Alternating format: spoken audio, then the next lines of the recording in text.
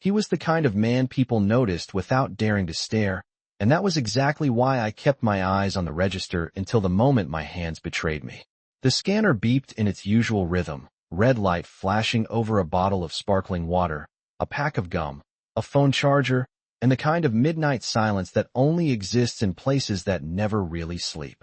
It was a little past 11:40 p.m., the hour when the coffee on the burner tasted burnt, the fluorescent lights felt too white, and every sound inside the store seemed sharper than it should have been.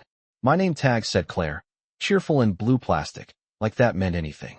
I stood behind register 3 with concealer over my wrist, foundation at my collarbone, and a smile I had practiced so many times it almost looked real. Almost. Outside, rain glazed the parking lot in silver streaks. Tires hissed over wet pavement. A black SUV rolled up to the curb so smoothly, it looked less like it parked and more like it arrived. 2 men stepped out first, both in dark coats, both quiet in that disciplined way that made the air around them feel organized. Then he followed. Tall, broad shoulders under a charcoal overcoat that probably cost more than 3 months of my rent. Dark hair, perfectly in place despite the weather. Not rushed, not careless, just calm in a way that made everyone else seem temporary. Nobody announced him. Nobody had to. The guy stocking chips near aisle 5 straightened without meaning to. One of the college kids by the frozen drinks stopped talking in the middle of a sentence. Even the automatic doors seemed softer when they opened for him. He moved through the store like he already owned every inch of it. I told myself not to look up again. Men like that belonged to another version of the city, the one behind tinted windows and private elevators, not under flickering sale signs and a 2-for-1 hot dog poster curling at the edges. But when he set his things on my counter, I noticed them anyway. Black coffee from the machine by the door, a bottle of water, a pack of mints. No wasted motion, no unnecessary words. His hands were steady, clean, deliberate. There was a silver watch at his wrist that caught the overhead light. Once and disappeared again. I reached for the coffee first. My fingers were fine for exactly 1 second. Then the sleeve of my store-issued cardigan slipped back. Cool air touched the skin I had spent 10 minutes covering before my shift. Purple-yellow shadows bloomed just above my wrist bone, faint under makeup, obvious under these lights. I pulled my sleeve down too late. He saw it. I knew he saw it because the entire temperature of that moment changed.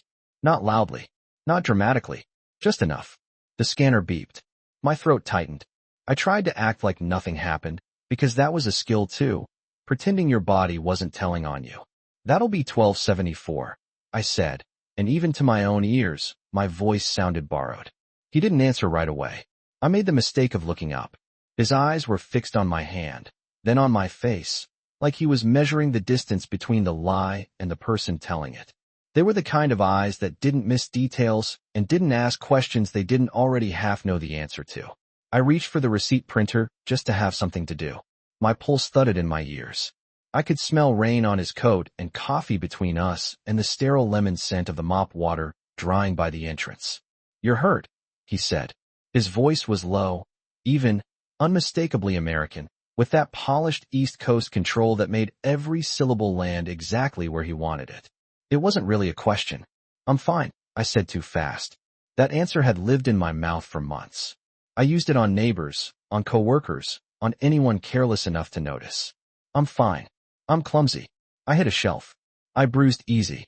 Pick one. Keep moving." He glanced down at the receipt as it printed, then back at me. No pity. Somehow that made it harder. Pity I could survive. Pity let me stay small. What I saw on his face instead was attention, and attention was dangerous because it meant being seen. Really seen. I folded the receipt once before handing it over, hoping my hand would stop shaking before he noticed that too. He took it from me without brushing my fingers. Careful. Intentional. Then his gaze shifted past me for half a second, toward the convex security mirror in the corner, toward the front windows reflecting the rain, toward the world outside this counter where people like me got good at disappearing.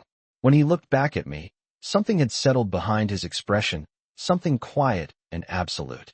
"No," he said, almost gently. "You're not." For one full second after he said it, the whole store seemed to hold its breath with me. Then the scanner on register 2 chirped, a car door slammed somewhere outside, and the world snapped back into motion like nothing important had happened at all. I lowered my eyes to the counter because I did not know what else to do with a man who spoke the truth that plainly. Your receipt, I said, sliding it toward him with more force than I meant to. My voice sounded thin, stretched too tight. He looked at the paper, then at me again, and there was something unnerving about how calm he stayed, like he had already decided this moment mattered and did not need anyone else to agree. He took a pen from the inside pocket of his coat, turned the receipt over, and wrote a number on the blank side in clean, sharp strokes. No flourish, no hesitation, just 10 digits and a small pause before he set it back on the counter. If you need to leave, he said, call. That was it. No speech, no demand, no question that could trap me into answering. Just a door placed in front of me, so quietly it almost felt imaginary. I stared at the number and hated how much my chest tightened. Hope was expensive. Hope got people hurt. I pushed the receipt toward the edge of the counter with the rest of the change, meaning to let it disappear into the ordinary mess of a transaction. But his hand stayed where it was for half a beat, holding the paper in place. Keep it, he said. I almost told him he was making a mistake, that he did not know me, that men like him did not hand exits to women like me for free. But the words never came. One of the men near the door glanced at his watch. The rain tapped softly against the windows. Somewhere behind me, the hot dog rollers kept turning under their heat lamp, patient and mechanical. The man in front of me picked up his coffee, his water, his mints, and gave me one final look that made me feel as if the room had narrowed to a single line between us. Not romantic, not soft, just certain. Then he turned and walked out. The doors parted. Cold air slipped in. And just like that, the store exhaled. The college kids by the frozen drinks started talking again, louder than before. My coworker Denise appeared from the stockroom carrying a box of cigarette cartons and gave me that look people give when they know something happened but do not know what. Who was that? She whispered, already half smiling. I shook my head too quickly. Just a customer. Denise snorted under her breath, because obviously he had not been just anything, but she let it go. She had 2 kids, a bad knee, and enough wisdom not to ask for stories that could turn into trouble. I slipped the receipt under the edge of the register drawer while she stalked behind me, telling myself I only kept it because throwing it away in front of the security camera felt strange. That was the first lie I told myself. The second came 10 minutes later, when I checked the parking lot through the front window and pretended I was only watching the rain. The black SUV was gone. I should have felt relieved. Instead, a quiet, foolish disappointment tugged at me and settled somewhere I did not want to name. Midnight crept closer. A man in work boots bought antacids and gas station flowers. A woman in scrubs came in for an energy drink and aspirin. A teenager paid for beef jerky with quarters and apologized for taking so long. Life returned to its usual shape, but I could not stop feeling that something had been moved inside me, some piece of furniture in a dark room, just enough to change how I walked through it. At 12:17 a.m., my phone buzzed in my apron pocket. I did not need to look to know who it was. My stomach tightened anyway. Aaron had a way of arriving through a screen before he ever walked through a door. Where are you? I typed back, still at work. 3 dots appeared at once. You sounded weird earlier. I stared at the message until the letters blurred. Earlier meant the call I had taken on my break, the one where I kept my voice cheerful while he asked who had been at the store, who I had talked to, why I sounded distracted, whether I thought he was stupid. He could build a storm out of the smallest pause. I slid my phone face down beneath the register and told myself not to answer right away. Another buzz. Then another. Call me when you clock out. I swallowed hard and looked up at the convex mirror in the corner. The whole store curved inside it, bright and distorted, every aisle bending toward the center. Register 3. The chip rack. The coffee station. The front doors streaked with rain. My own face, pale under the fluorescent lights. For the first time in months, I did not just feel watched. I felt measured. And somehow that was worse, because a man with eyes like his had looked at my life for less than a minute and seen the one thing I had spent months trying to hide. By 12:43 a.m., the rain had thinned to a cold mist that clung to the windows and turned every parking lot light into a blurred white halo. Denise left at 12:30, waving goodnight with her keys looped around 2 fingers and a warning to lock the side door after the next delivery. I told her I would. And then I was alone with the hum of the refrigerators, the rattle of the ice machine, and the uneasy feeling that the store had grown too large around me. Places like that always changed after midnight. During the day, they were about errands and coffee and people rushing somewhere else. After midnight, they became confessionals. You could see it in what people bought when they thought no one was looking. Headache medicine, cheap flowers, microwave soup, batteries, pregnancy tests, cat food, the little emergency items of ordinary lives. I had spent nearly a year standing behind register 3 watching people carry their private disasters to the counter and pay for them under fluorescent lights. I was good at not asking questions. I was better at acting like no one should ask any of mine. My phone buzzed again under the register drawer. Then again. Then once more. I did not need to read the screen to feel Aaron pressing himself into the room from a mile away. I could already hear the edge in his voice, that careful kind of anger that sounded calm until it did not. Earlier, before my shift got busy, he had asked me why I had not answered his second call right away. Before that, he had wanted to know if I was really at work. Before that, he had reminded me that rent was due on the 1st and money did not appear by magic. There was always a reason with him, always a tone that made obedience sound like common sense. Control did not always arrive like a storm. Sometimes it came like a schedule, a rule, a look, a pause long enough to make your own thoughts feel suspicious. I reached under the drawer, silenced the phone without reading the messages, and immediately hated myself for how guilty that made me feel. The front doors slid open with a soft mechanical sigh, and a man in a construction jacket came in smelling like wet concrete and cold air. He bought beef jerky, a sports drink, and 2 packs of cigarettes. He called me Ma-am, thanked me, and left. A few minutes later, a woman with a sleeping toddler on her shoulder came in for diapers and apple juice. Then a rideshare driver bought coffee and lottery tickets and muttered about traffic near the bridge. The city kept moving. The city always moved. That was the strange comfort of it. No matter how small your life became, the rest of the world still insisted on being enormous. At 1:06 a.m., I finally looked at my phone. 8 messages. The last one was the shortest. Answer me. I stared at it until my reflection blurred in the black screen. Outside, the mist had started falling harder again, tapping against the glass in a light, restless pattern. I thought about the receipt hidden beneath the till. 10 digits written in neat black ink. An impossible number from an impossible man. I still did not know his name. That somehow made it feel even less real, as if the whole thing had happened in a different version of the night. I pulled open the drawer a fraction and saw the corner of the paper tucked beneath the coin tray. My heart knocked once against my ribs, hard enough to annoy me. I shut the drawer. No, men like him did not belong in stories that ended well for girls like me. Men like him changed things, and changed things had a price. A delivery driver banged on the side door at 1:12 a.m., and I let him in with the clipboard already in my hand. He rolled in 2 plastic totes of bottled water, complained about the Yankees, signed the invoice, and left in under 4 minutes. The lock clicked behind him. Silence again. Too much of it. I walked the aisles after that just to keep moving, straightening candy bars, pulling chip bags forward, fixing labels no one but me would notice. In aisle 4, I caught my reflection in the freezer door glass and stopped. Under the bright hum of the overhead lights, I looked exactly like someone trying too hard to pass for untouched. Hair pulled back too neatly. Lip gloss too pale. Cardigan sleeves tugged down despite the heat inside the store. Tired eyes pretending not to be. I used to think survival would make me feel stronger. Mostly it had made me precise. Precise about what I said. Precise about what I hid. Precise about how much truth I could let show before somebody decided it belonged to them. The automatic doors opened again at 1:21 a.m., and my whole body tensed before I even turned. For one stupid, breathless instant, I thought it might be him. The man in the charcoal coat. The one who had looked at me like I was not invisible. But it was not him. It was Aaron.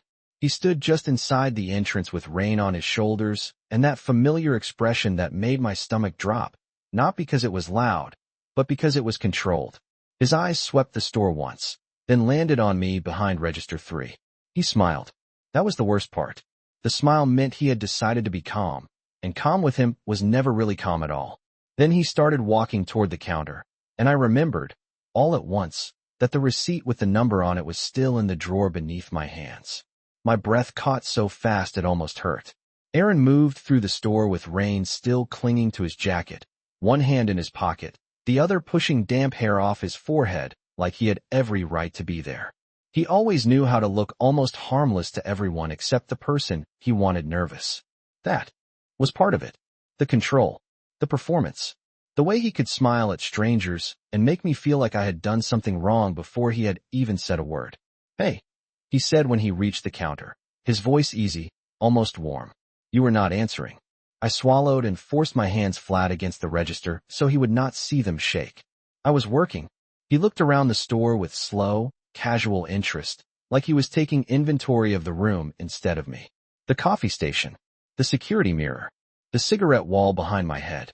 Then his eyes came back to my face. "You sounded off on the phone." "I am tired." "That is not what I meant." He said it softly, but softness from Aaron was never comfort. It was pressure with better manners. I could feel the receipt hidden beneath the drawer like it was glowing there. 10 digits. Black ink. An opening I had not asked for and could not stop thinking about. I told myself he could not possibly know about it. The thought did not help. He leaned one elbow on the counter and gave me that patient expression that always made me feel younger and smaller than I was. "I came to walk you home." It was 1 a.m. We lived less than 10 minutes away by car and a little over 20 on foot.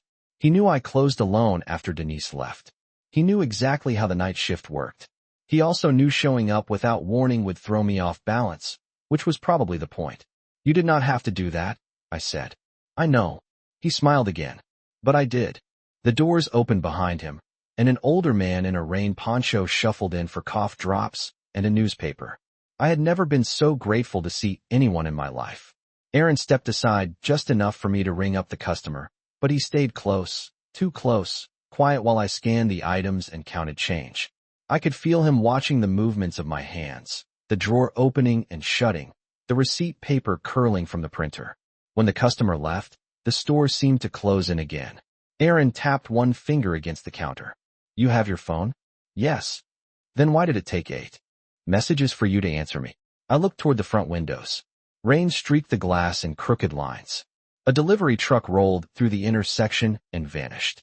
"I told you. It got busy." "Busy." He repeated the word like it was suspicious all by itself. Then his gaze drifted down, not to my face this time, but to the register drawer when I opened it for a woman buying milk and a loaf of bread. It was a tiny glance. Most people would not have noticed it.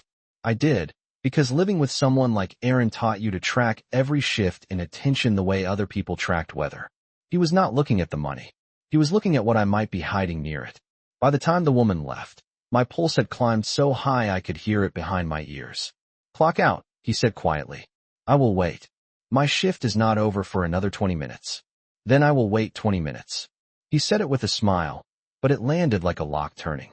He walked to the coffee station and poured himself a cup without asking, then stood by the window with one hand around the paper cup and the other in his pocket, watching the parking lot as if this were his store and I were the one visiting.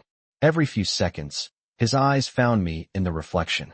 I kept working because working was the only thing keeping me from breaking open. I straightened receipt paper, wiped a clean counter, refilled the plastic bag rack that did not need refilling. At 1:31 a.m., my manager finally texted back about closing the till. Good. Normal. A procedure. I counted the drawer once, then again because my hands were not steady the first time. Bills lined up by denomination. Coins in their cups. The hidden receipt still tucked beneath the tray. I could feel Aaron watching from the coffee station while pretending not to. My manager called at 1:36 to ask about tomorrow afternoon coverage. I almost cried from relief at hearing another human voice. I kept the conversation longer than necessary, talking about schedules and inventory and the broken cooler handle and back. When I hung up, Aaron was at the counter again. "You seem nervous," he said. "I am trying to close." His expression changed then, only slightly. But enough. The smile thinned. The patience cooled.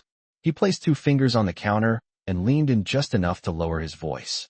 "Claire, look at me." I did. Did something happen tonight? The question should have sounded concerned. Maybe to anyone else it would have. To me, it sounded like a net being drawn tight. "No, did you talk to someone?" My chest went cold. "Customers. I work in a store. Do not do that." His eyes dropped once more toward the drawer. "I am asking because I need to know if there is a reason you are acting different." I shut the register harder than I meant to. The click echoed between us. For one dangerous second, neither of us moved. Then the receipt printer gave a tiny mechanical whir from inside the machine, and Aaron looked down at it, then at me, then back at the drawer with an attention so precise it felt like a hand closing around my throat. "Open it," he said. For a moment, I could not feel my fingers. The store stayed bright and humming around us, painfully ordinary, but everything inside me went still. Aaron stood on the customer side of the counter with rain drying on his jacket and that flat, expectant look that meant he had already decided resistance was proof of guilt. "Why?" I asked, hating how small my voice sounded.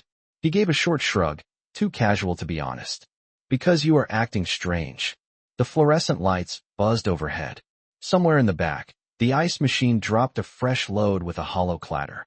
The camera above Register 3 kept its little red light on, blinking in patient silence. I looked at it for half a second and wondered if anybody ever really watched those feeds, or if they only existed to make people believe someone could. "It is just the till," I said. "I already counted it." "Then open it." His tone never rose. It did not have to. That was what made it worse. He said things the way other people push doors. I kept my hand on the register key and did not move. "Aaron, I need to finish closing. And I need to know why you look like somebody died every time I ask you a question." The words landed between us and stayed there. I heard the front doors open behind him, and both of us turned at once. A man in a hooded sweatshirt came in for a fountain soda and a candy bar, barely glancing our way. Relief moved through me so sharply it almost made me dizzy. I rang him up with careful hands, aware of Aaron standing off to the side, watching every motion. The drawer slid open with its usual mechanical pop. Bills, coins, store coupons. The hidden receipt tucked beneath the tray where it could not be seen unless someone knew to look for it. I kept my body between the drawer and Aaron until I could shut it again. The customer left. The door side closed. Silence came back heavier than before. Aaron tilted his head a little. "You are hiding something." "No, then why are you shaking?" I looked down and saw that he was right. My hand on the counter had started to tremble. I curled it into a fist and told myself to breathe. In through the nose, out through the mouth. Slow, careful, normal. "I am tired," I said again, because it was easier than the truth and safer than anything else. "You always say that." His eyes stayed on my face, searching, calculating. "Did somebody talk to you tonight?" There it was again. Not who. Somebody. As if he already knew the answer existed and only needed me to confirm it. I felt the receipt in my mind like a live wire. 10 digits. Clean handwriting. A number written by a man who had looked at me once and seen too much. I swallowed. Customers talk to me every night. Aaron let out a humorless breath. "Do not be clever with me." He took one step closer, just enough to lower his voice without changing his expression. To anyone walking in, he might have looked concerned. Protective, even. That was another thing about him. He understood appearances. "Claire," he said, almost gently. "If there is a problem, I should hear it from you first." My chest tightened. I had heard words like that before. Framed like care. Weighted like ownership. I looked past him at the rain-smeared windows and the empty parking lot beyond them. No black SUV. No charcoal coat. No sign that the man from earlier had ever been real. Just wet asphalt reflecting gas station lights and the lonely red glow of the 24-hour pharmacy. Sign across the street. "There is no problem," I said. Aaron studied me for another beat. Then his gaze dropped again, precise and sharp, to the edge of the register drawer. The coin tray sat flush, but not perfectly. One corner had lifted the tiniest fraction when I closed it too fast. I saw him notice. My stomach dropped. He put his coffee cup down beside the gum display and rested both hands lightly on the counter. "Open it," he repeated. I should have refused. I know that now. I should have stepped back, called my manager, called the police, called anyone. But fear does not always make you brave. Sometimes it makes you practical. Sometimes it teaches you to choose the smallest bad option because you are terrified of the bigger one. So I turned the key. The drawer slid open. Aaron leaned in, not touching anything at first, just looking. Cash sorted by denomination. Rolled coins. Receipts. Store memos. My pulse beat so hard I could hear it in my ears. Then his hand moved. 2 fingers lifted the coin tray just enough to reveal the folded paper beneath it. I reached forward before I could stop myself. "Do not." The words came out thin and breathless. His eyes flicked up to mine. And in that instant I knew the worst part was not that he had found it. The worst part was that my reaction had told him it mattered. He unfolded the receipt slowly, smoothing it flat against the counter under the sterile white light. His gaze moved over the numbers once, then again, and for the first time since he walked into the store, the control in his face slipped. Not much, just enough to expose something colder underneath. "Who gave you this?" he asked. I did not answer. I could not. The rain whispered against the windows. The refrigerators hummed. The camera above register 3 kept blinking its blind red eye. Aaron looked back down at the number, and when he spoke again, his voice had gone so quiet it barely sounded like him at all. "Claire," he said, "do you even know whose number this is?" The question landed harder than it should have, maybe because of the way Aaron asked it, like the number on that receipt was not just dangerous but familiar. I looked at the paper in his hand, at the neat black digits written across the back of a convenience store receipt, and for one unreal second I felt the whole night split in two. There was the part before that number, before the black SUV, before the man in the charcoal coat had looked at my wrist and spoken to me like I was not invisible. And then there was this. Aaron standing under fluorescent lights with rain drying on his shoulders, staring at 10 digits as if they had just rewritten the rules of the room. "It is just a customer," I said, but even to me it sounded weak. Aaron let out a short breath through his nose, not quite a laugh. "No." He folded the receipt once, then opened it again, as if maybe the numbers would change if he looked twice. They did not. His face had gone pale in a way I had never seen before. Aaron was many things, but startled was not one of them. He liked being the one with answers. He liked being the one who knew what everyone else had missed. Watching him lose that certainty for even a second frightened me more than if he had raised his voice. "Who was he?" asked. "I do not know. Do not lie to me. I am not." That part was true, at least. I did not know his last name. I did not know what he did, or why the entire atmosphere of the store had changed when he walked in, or why a man like that would write his personal number on the back of a receipt for a cashier he had known less than a minute. I only knew the feeling he had left behind. Calm. Precise. Dangerous in a way that did not need to announce itself. Aaron kept looking at the number as if it might explain something he had not said out loud. "You talked to him. He bought coffee." "Claire."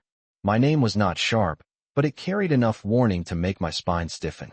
"Who was he?" I did not answer because I did not have an answer that would satisfy him, and because something inside me had started paying attention to a new detail. Fear. Not mine. His. It was there in the way his thumb kept rubbing the corner of the receipt, in the way he kept glancing at the front windows, then back at the number, then back at me, in the way his control had turned brittle around the edges. Outside, headlights slid across the parking lot and disappeared. The pharmacy sign across the street blinked red through the rain. Inside, the refrigerators hummed on as if nothing in the world had changed. Aaron lowered his voice even more. "Did you tell him anything about me?" I stared at him. That question, more than anything, exposed the shape of his panic. Not who is he? Not why did he give you this? But did you tell him anything about me? My throat tightened. "No." "Did you say my name?" "No." "Did he ask?" He asked if I was hurt. The words came out before I could stop them. Aaron went still. Really still. The kind of stillness that feels louder than shouting. He looked at my wrist, at the sleeve pulled low over skin I had spent hours trying to hide, and something unreadable moved behind his eyes. "And what did you say?" "That I was fine." He held my gaze for a long moment. Then he looked back at the receipt again, and this time whatever he saw there seemed to settle into place.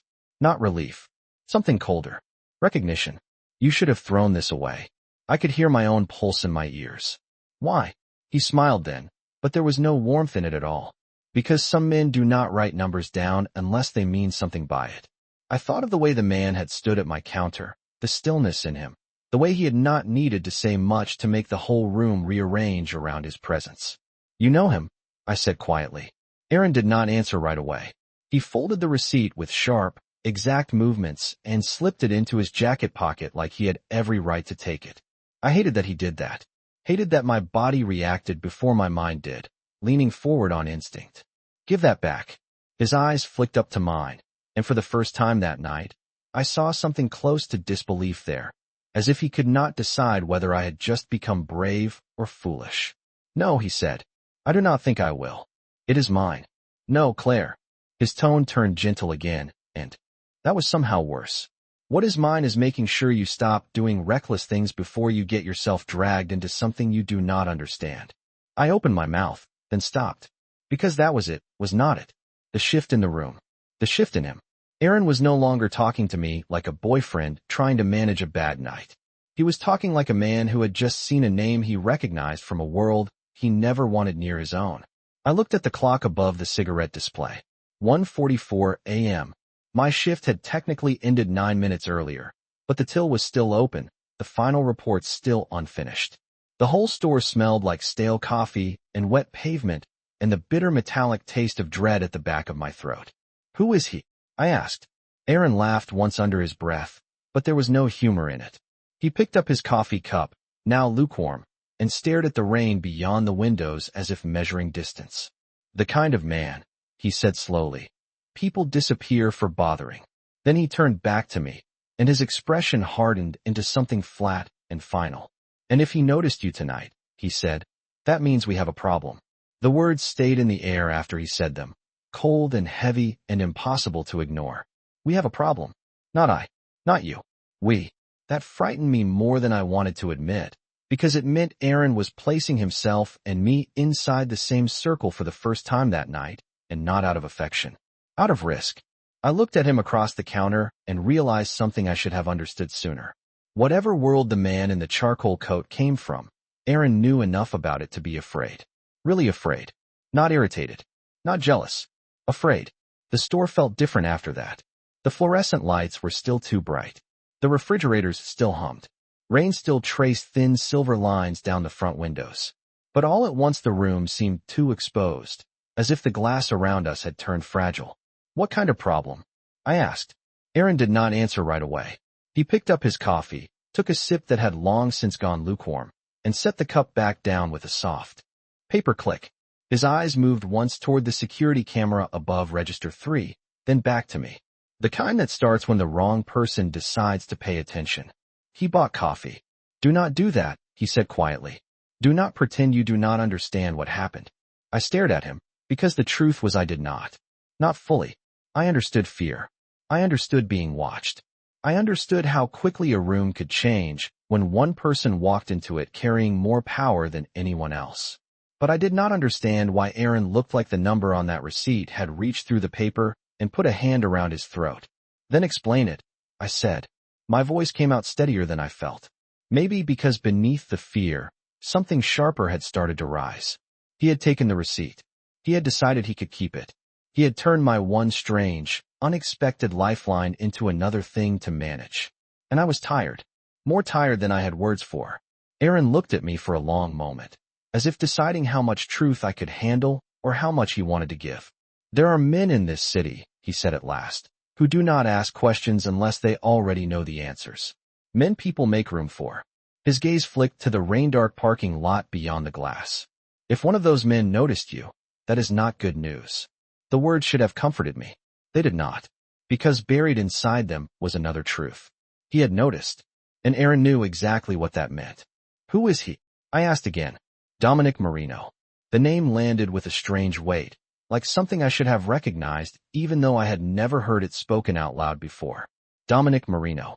It sounded expensive, dangerous, old in the way powerful names often do, as if it belonged on the side of a building or in a newspaper article no one read aloud.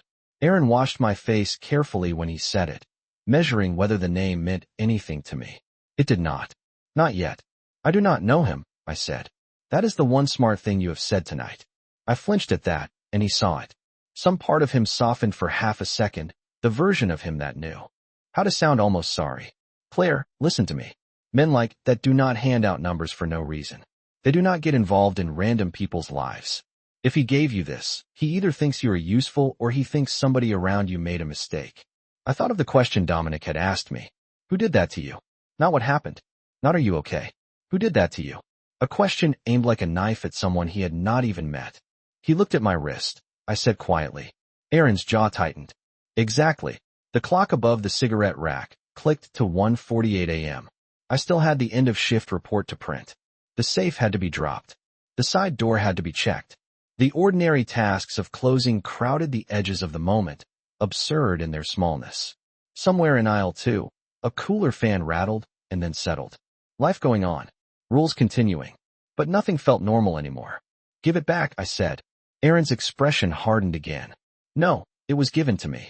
And I am telling you that is the problem. He tapped his jacket pocket where he had folded the receipt away. This ends here. Something inside me resisted that instantly, before I could even think it through. Not because I trusted Dominic Marino. I did not know enough to trust anything about him. But because Aaron had decided, as he always did, that my choices were his to edit. That my fear belonged to him. That every door that opened in my life had to open through his permission first. You do not get to decide that, I said. His eyes narrowed, not with anger exactly, but with surprise. I almost never pushed back that directly. I do when I am the one trying to keep you safe. I laughed once before I could stop myself, a small, dry sound with no humor in it. The moment it escaped, the air between us sharpened. Aaron went still. Safe, I repeated. Is that what this is? He looked at me like he was seeing a version of me he had not planned for. Outside, a car rolled slowly through the lot, headlights sweeping across the windows and washing us both in pale light for one passing second. Then it was gone. Do not make this harder than it needs to be, he said. You are coming home with me. You are not calling that number. You are not speaking to him again if he comes back. And tomorrow, you are asking for different shifts. There it was. The list. The rules. The calm voice arranging my life into smaller pieces until I could barely move inside it. I looked at the register. The unfinished report. The keys. The stack of receipts. The camera blinking overhead. Then I looked back at Aaron, and, for the first time all night, I saw it clearly. He was not trying to calm the situation. He was trying to contain it. Because Dominic Marino had noticed me, and whatever that meant, Aaron knew one thing with absolute certainty. If the wrong man started asking questions, the answers might not stop with me. At 1:52 a.m., I printed the end-of-shift report with Aaron standing close enough to hear the machine feed the paper out line by line. The sound was thin and mechanical, too small for how loud everything felt inside me. Sales totals. Lottery count.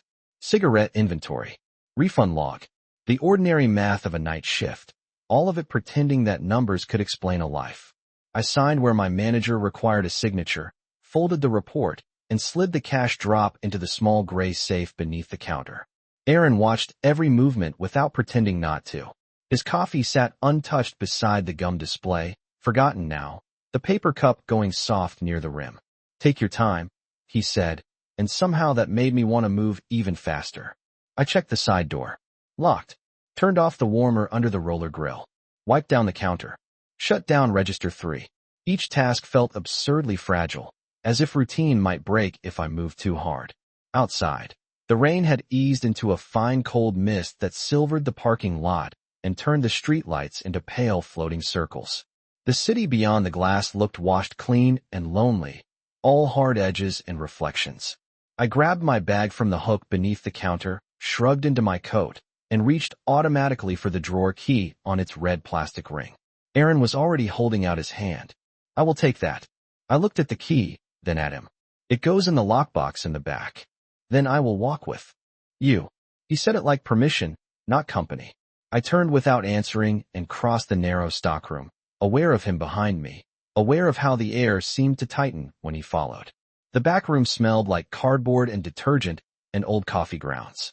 I dropped the key into the lockbox, signed the clipboard on the wall, and stood there for one extra second staring at the metal shelf in front of me because I did not want to turn around yet. Not because I was afraid of what he would do in that room.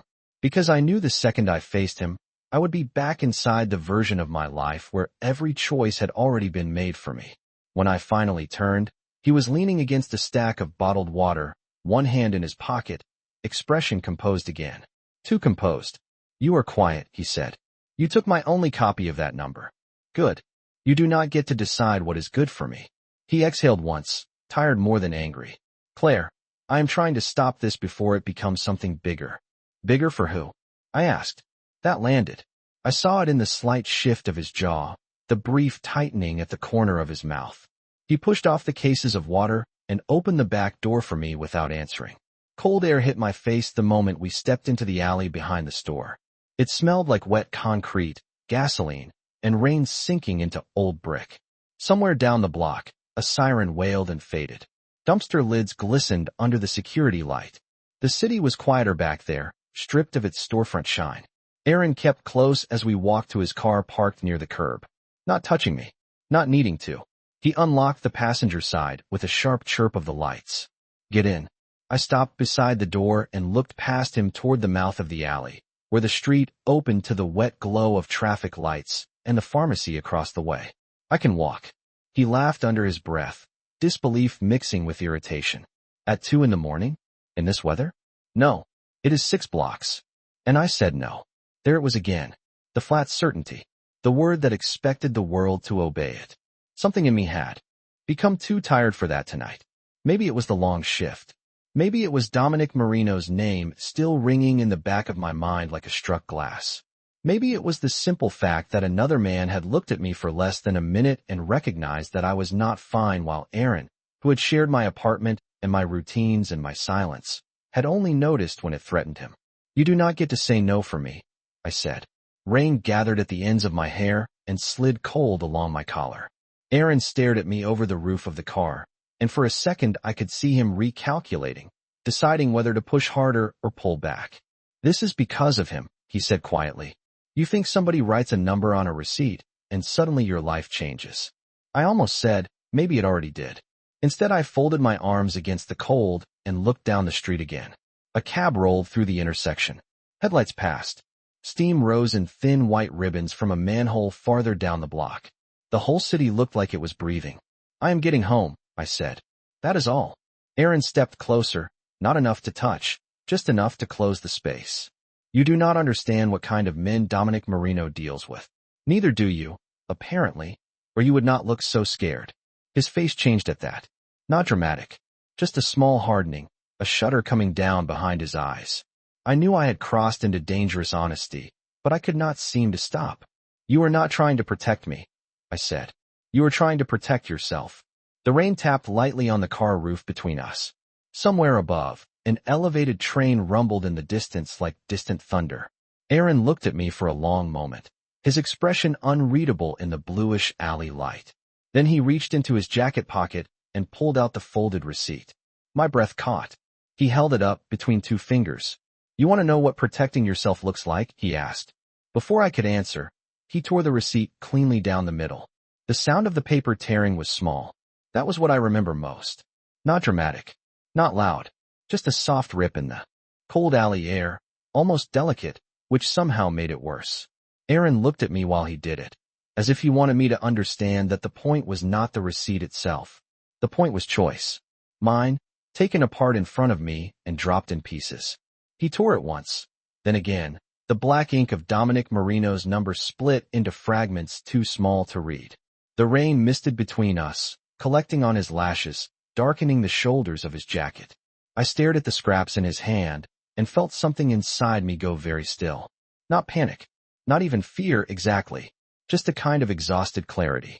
There, he said, letting the pieces fall into a puddle near the curb. Now this can be over. The paper darkened immediately in the water, the ink blurring into soft black veins. I looked down at it and knew 2 things at once. First, that I hated him in that moment with a clean, sharp certainty I had never let myself feel before. And second, that the number was not really gone. I had seen it too many times while he stood in the store staring at it. Not all of it.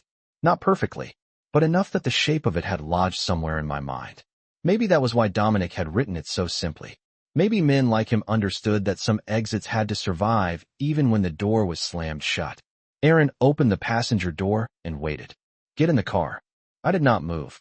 Rain tapped the hood. The alley light buzzed faintly overhead. Somewhere beyond the buildings, a train rolled by with a low metallic thunder that seemed to shake the wet air for a second. Claire. His voice sharpened just a little. Do not turn this into a scene. I almost laughed at that. A scene. As if the problem was volume.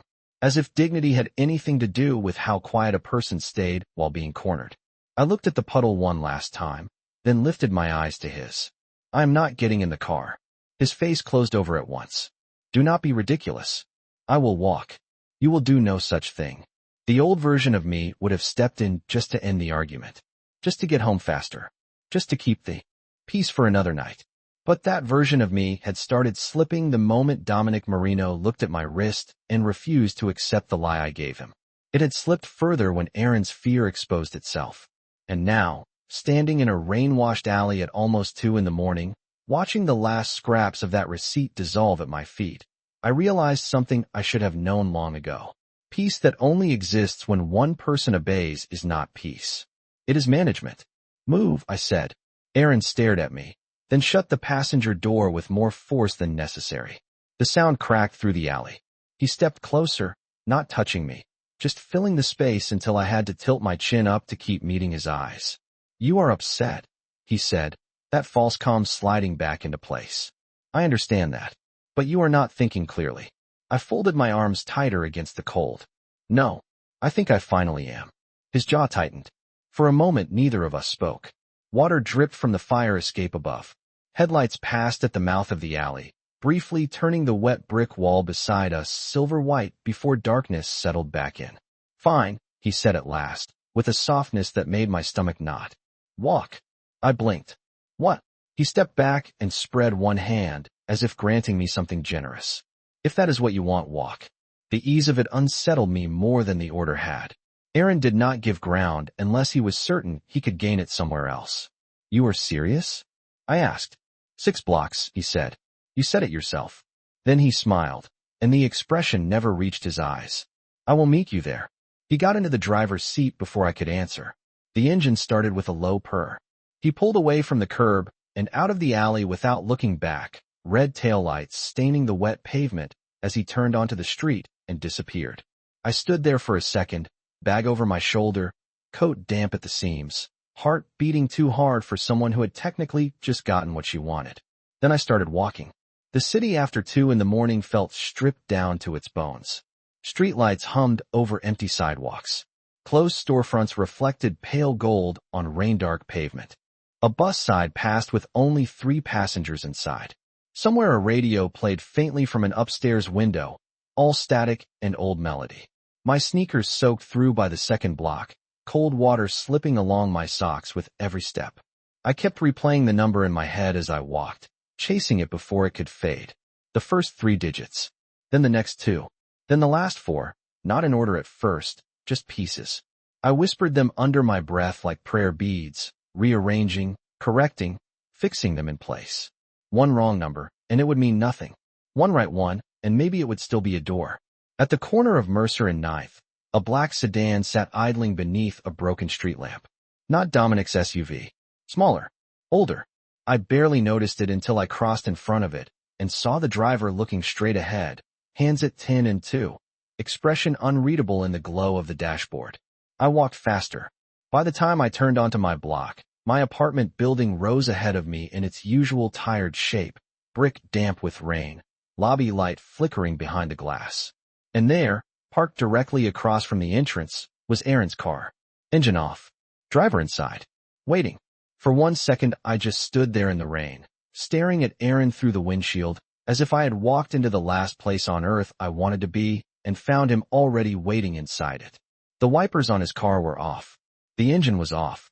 He sat in shadow with both hands on the steering wheel, looking straight ahead, the glow from the apartment lobby slicing across one side of his face every time the old fluorescent bulb above the entrance flickered.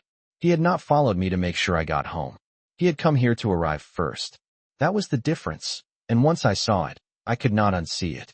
My building was 6 stories of chipped brick and tired windows, the kind of place where people kept their eyes down in the hallway and pretended not to hear arguments through the walls. The front awning leaked at one corner. The buzzer panel by the door only worked when it felt like it. I had always told myself it was temporary, that everything about my life was temporary if I worked enough shifts and stayed agreeable enough and kept the peace long enough. But standing on that wet sidewalk with my coat clinging cold to my arms, I understood how dangerous temporary could become when you lived inside it too long. Aaron got out before I reached the curb. He closed the car door quietly and adjusted his jacket cuffs as if we were meeting for dinner instead of circling the same locked argument at nearly 2:30 in the morning. You are soaked, he said. Get inside. The concern in his voice sounded practiced now, arranged for whatever window might have been watching. I looked up automatically. Third floor curtains. Dark. Mrs. Donnelly on 5 probably asleep with her television on. The Lau family on 2 gone for the weekend. No witnesses. No help.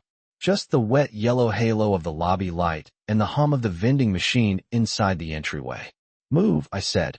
He stepped closer instead, rain beating on his shoulders. Claire, I am trying to end this before you make it worse. You keep saying that like this is happening to you. His mouth tightened. It is happening to both of us. No. I shook my head, water slipping from my hair onto my collar. This started happening to me a long time before tonight. The words came out before I could stop them. Maybe because I was tired. Maybe because once a truth reaches your mouth, it becomes harder to shove it back down. Aaron stared at me, and for a second the mask dropped enough for me to see confusion there, almost offense, as if he genuinely could not understand how I had stopped reading his control as care. You do not mean that, he said. I do. We stood facing each other on the slick sidewalk while a city bus groaned past at the corner and sent a wash of reflected light over the parked cars. Somewhere above us, a window opened and shut. The whole block smelled like wet concrete, and old radiator heat leaking through brick. Aaron lowered his voice, and that alone made my stomach knot. He only got quieter when he wanted the words to land deeper. You are upset because I took the number. I am upset because you took the choice. He let out a breath, looked briefly at the apartment door, then back at me.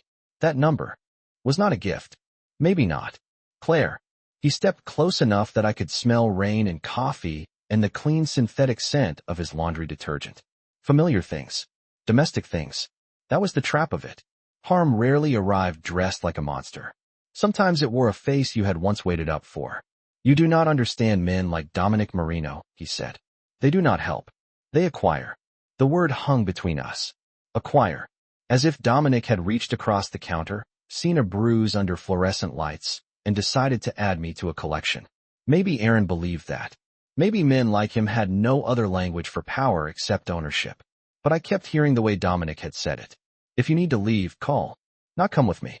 Not you belong to me. A door. Just a door. And you do? I asked. Aaron's gaze sharpened. Enough. He glanced once toward the street, toward the dark line of parked cars, and his expression changed in a way that made my skin prickle. Not fear this time. Calculation. I followed his eyes. The black sedan I had noticed near Mercer and 9th was now halfway down my block, parked beneath a dead street lamp with its lights off. Maybe it had nothing to do with us. Maybe it was just another car on another sleepless New York street. But the driver was still inside. Still facing forward. Still waiting. Aaron saw me notice it and immediately stepped into my line of sight, blocking the view. Inside, he said. Now. Why? Because I am asking you to. That is not an answer. Claire. My name came out low and tense, stripped clean of patience. Open the door. I reached into my bag for my keys without meaning to, then stopped the second I felt his attention catch on the motion. There it was again. The old reflex. Comply first. Think later. I pulled my hand back out and curled it at my side. No. The rain seemed louder all at once, ticking off the awning, dripping from the fire escape, pattering against the row of parked cars like nervous fingers. Aaron looked at me as if he was trying to decide whether I had become impossible or simply inconvenient. Then, very softly, he said, Did you memorize the number before I tore it up? My heart betrayed me. It kicked once, hard enough that I was sure he heard it. He did not smile. He did not need to. He had his answer. He took one slow step closer, and this time when he spoke, his voice was almost gentle. How much of it do you remember? The question settled over the sidewalk like the rain, light at first, then impossible to ignore. How much of it do you remember? Aaron's voice had gone careful again, almost soft, and that softness frightened me more than anger would have because it meant he thought he was close to winning. I stood under the leaking awning with my coat damp at the seams and my keys still buried somewhere in my bag, and I understood with a strange, sudden clarity that the next thing I said mattered more than anything else I had done that night. Not because of Dominic Marino. Not even because of the black sedan halfway down the block with a driver who still had not moved. Because Aaron was looking at me the way people look at a door they have not decided whether to force open or unlock with a smile. I held his gaze and said nothing. He took that as permission to keep going. Claire, he said, I need you to think carefully. Need. Another one of his favorite words. Need made demands sound reasonable. Need turned control into responsibility. I looked past him toward the lobby door, the peeling gold numbers over the entrance, the pale rectangle of light on the tile inside. Home was 12 feet away. It might as well have been another state. I am thinking carefully, I said. Then answer me. No. He went still again, the rain threading silver over his shoulders. No. No. I am not answering you. The words surprised even me, not because they were loud, but because they were plain. No explanation wrapped around them. No apology tucked inside. Just no. Aaron blinked once, slow, as if he needed a second to adjust to hearing refusal from my mouth in a voice that did not shake. Then he smiled, but the smile had edges now. You think silence makes you safer? I think you knowing less does. That landed exactly where I meant it to. His expression flattened. Behind him, down the block, the black sedan remained motionless under the dead street lamp. Headlights from passing traffic slid over its windows and vanished. Whoever sat inside did not get out, did not honk, did not make a move, just waited. And the waiting was somehow worse, because it made the whole street feel observed. Aaron followed my glance this time, and did not bother blocking my view. Do you see now why I am trying to get you inside? He asked quietly. You keep saying inside like it is safety, I said. Maybe for you. He exhaled through his nose, tired and impatient, and trying very hard not to let either show. You are exhausted. You are wet. It is late. This is not the moment to turn stubborn. I almost laughed at that word. Stubborn. As if protecting one tiny corner of myself from him was a personality flaw. As if every boundary he did not choose for me automatically became unreasonable. What happens if I tell you I remember all of it? I asked. I did not. Not all of it. But enough. Enough to feel the shape of the lie and watch what it did to him. Aaron's face changed before he could stop it. Fear first. Then calculation. Then something darker and more desperate. There it was. The truth laid bare in 3 breaths. He stepped closer, lowering his voice until I had to lean in slightly just to hear him over the rain. Then you forget it. That is not how memory works. Then you do not use it. Why? Because if you call that number, you pull us into something you cannot control. Us again. Always us when he wanted obedience, me when there was blame. I wrapped my arms tighter around myself against the cold. What exactly are you afraid he will find out? The question hit him harder than I expected. Not because it was loud.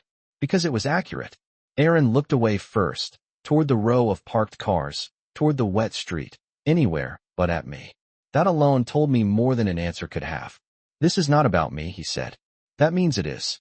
The lobby light flickered behind the glass door, buzzing once before steadying. Somewhere above, pipes knocked in the walls like distant footsteps. My building had always sounded older at night, as if every apartment was breathing in its sleep. Aaron shoved both hands into his pockets and rocked back on his heels, a gesture I had seen 100 times when he was forcing himself to stay composed. There are things you do not know, he said. Then tell me. Not out here. Why not? Because someone might hear. I glanced deliberately toward the sedan. Or because someone already is? His jaw tightened. For a second I thought he might deny it. Instead he said, that car has been there since before you turned the corner. The honesty of it caught me off guard. So you noticed it too? Of course I noticed it. He took one step closer and lowered his voice even further. That is why I am done arguing. You are coming upstairs. You are packing a bag. And tomorrow we figure out how to fix this. Fix. Another word that sounded harmless until you examined who got to define it. No, I said again. This time there was no surprise in my own voice. Just certainty. Aaron's eyes searched my face, maybe for fear, maybe for softness, maybe for the old version of me that would have bent under enough pressure. Whatever he was looking for, he did not find it.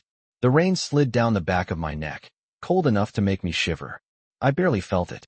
Claire, he said, and now there was something rawer under the control, not kindness, not exactly. Urgency. Listen to me. If Dominic Marino comes looking, he will not stop at your register. He will ask who you live with. He will ask who waits outside your job. He will ask why you flinch when somebody says your name. And if he starts asking those questions, I am done. I stared at him. Done. Not we. Not us. Him. There it was at last, stripped clean of performance. I did not even realize I had stepped back until my heel hit the curb. So that is it, I said. That is what this has been about. He opened his mouth to answer, but before he could, a car door opened down the block. Not Aaron's. Not mine. The black sedan. We both turned at the same time, and from beneath the dead street lamp, a man in a dark coat stepped out into the rain. The man who stepped out of the sedan was not Dominic Marino. I knew that immediately, though the shape of him carried the same kind of discipline, the same quiet certainty that had made the air in the store feel arranged around a single presence.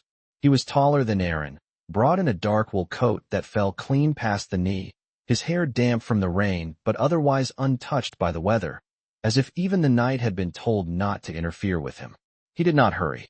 He closed the car door with a soft, controlled motion and started toward us at the exact pace of someone who expected not to be stopped. Aaron went rigid beside me. I felt it before I looked at him. The shift in his breathing. The way one of his hands came out of his pocket and then thought better of itself. The way all the words he had been using on me a second earlier seemed to vanish at once.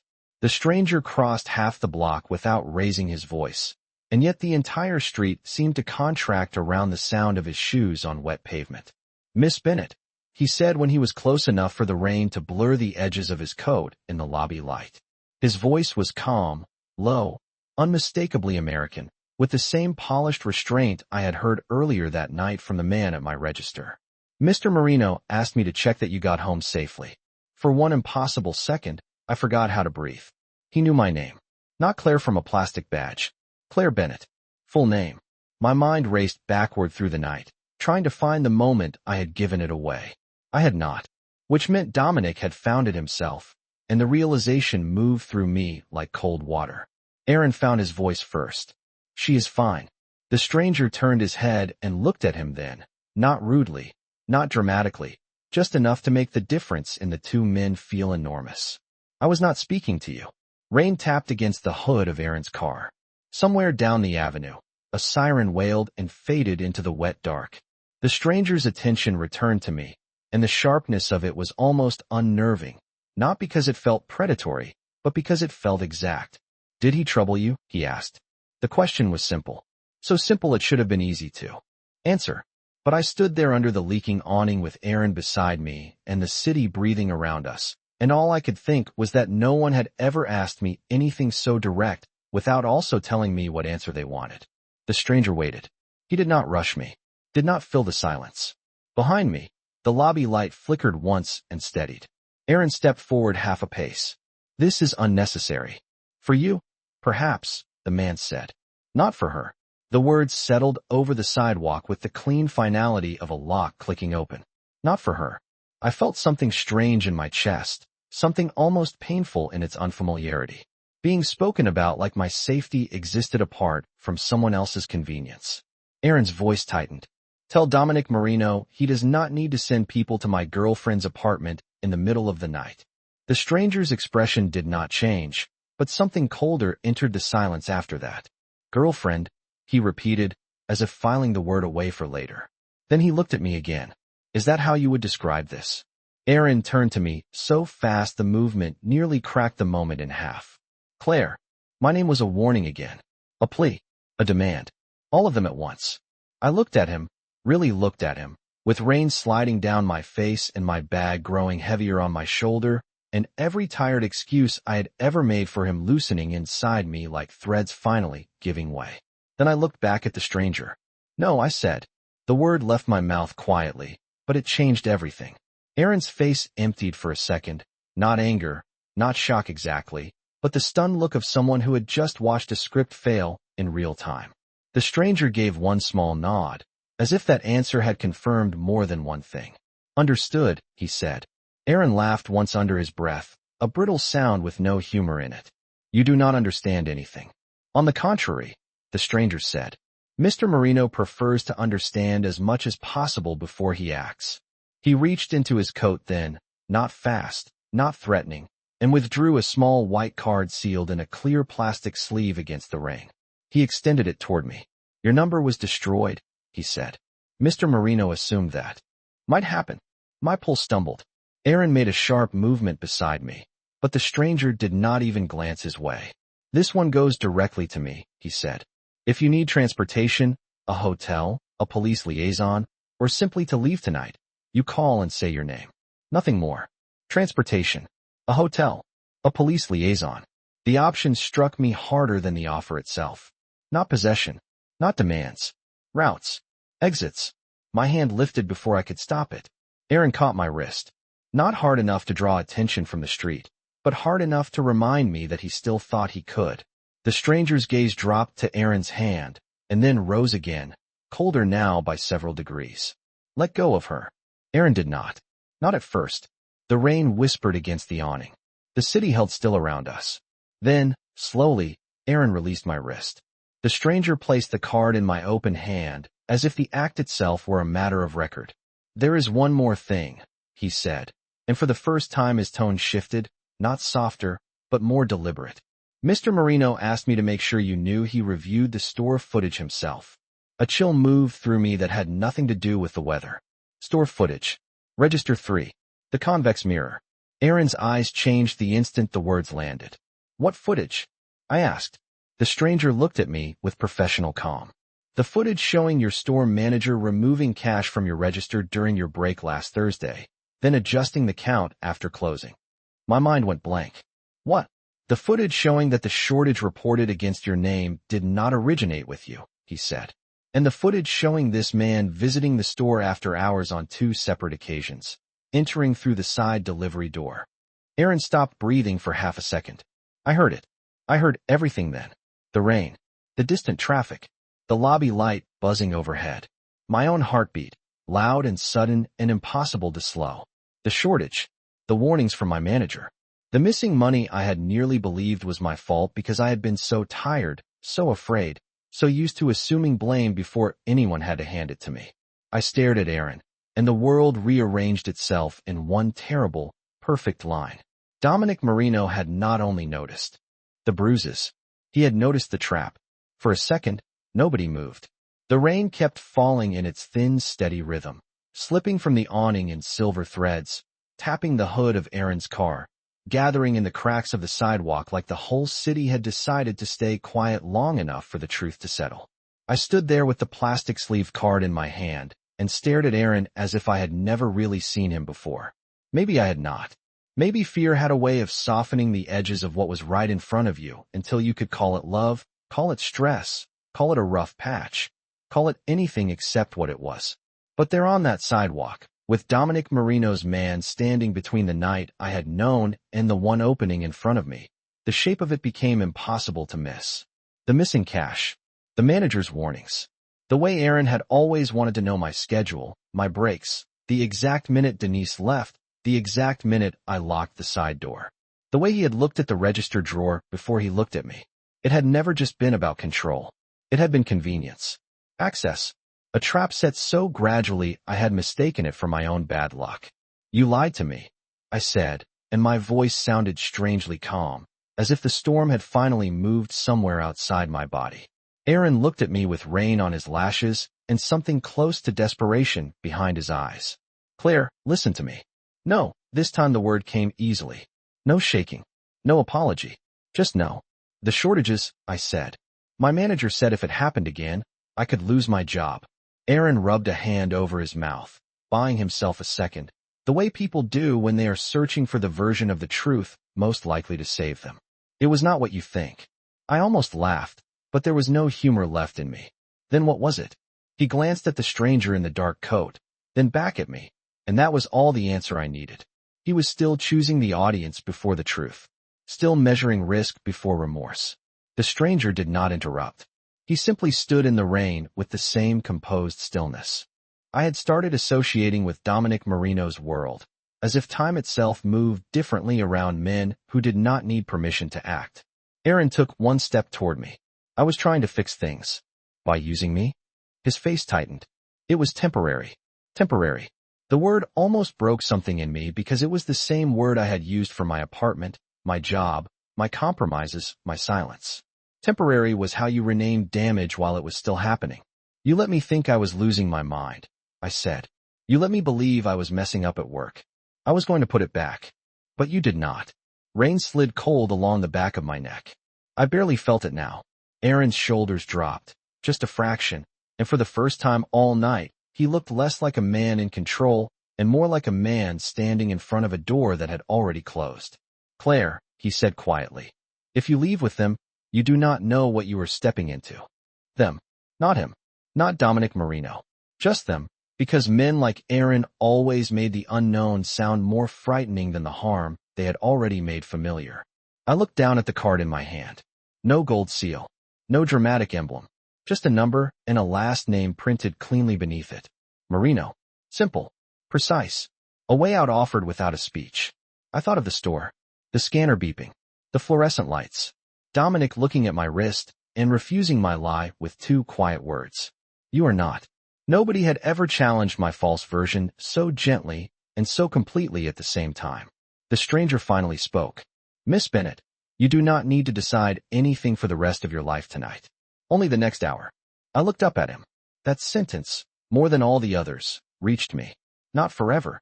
Not some grand, irreversible leap. Just the next hour. Safety measured in something small enough to hold. What happens if I go? I asked. You are taken somewhere secure, he said. You sleep. In the morning, options are explained.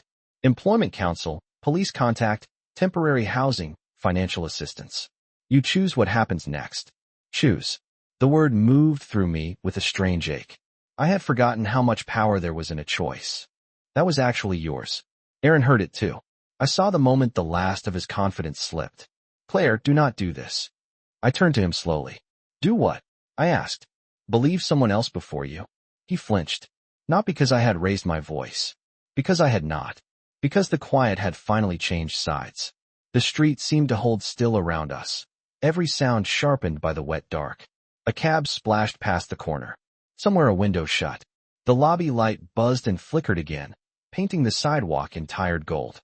Aaron opened his mouth, but whatever he meant to say never came. There are moments when a life changes without spectacle. No music. No thunder. No miracle. Just the simple, unbearable clarity of seeing the truth and realizing you are allowed to step away from it. I lifted my chin, tightened my grip on my bag, and moved to stand beside the stranger instead of across from him. Aaron looked at that single step as if it were a sentence. Maybe it was. I am not going upstairs with you, I said. I am not getting in your car. I am not explaining myself to you anymore. His face emptied out, and in that emptiness I saw the final thing I needed to see. Not love. Not regret. Only the shock of losing access. The stranger opened the rear door of the sedan without flourish. Warm air drifted out, carrying the faint, clean scent of leather and rain. Inside, the light was soft. Nothing threatening. Nothing theatrical. Just a car waiting to leave. I looked at Aaron one last time. For months, maybe longer, I had measured every room by his moods, every sentence by his reactions, every bruise by how convincingly I could call it an accident in my own head. And then one man at a convenience store register had looked at me for less than a minute and forced the lie to fail. He ruled the night. But that was not the reason I stepped away. I stepped away because for the first time and longer than I wanted to admit, someone had offered me protection without asking me to disappear inside it. I got into the sedan. The stranger closed the door softly behind me.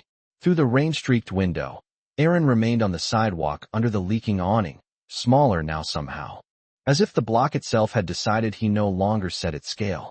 When the car pulled away, I did not look back a second time. I watched the city slide past instead, wet glass and streetlights and sleeping windows, and pressed the plastic-sleeved card against my palm like proof that exits could be real. Somewhere ahead, in a part of the city built of black cars and quiet men and dangerous answers, Dominic Marino was waiting for a call I no longer needed to make. And for the first time in a very long time, fear was not the thing following me home. It was the thing I had finally left standing in the rain.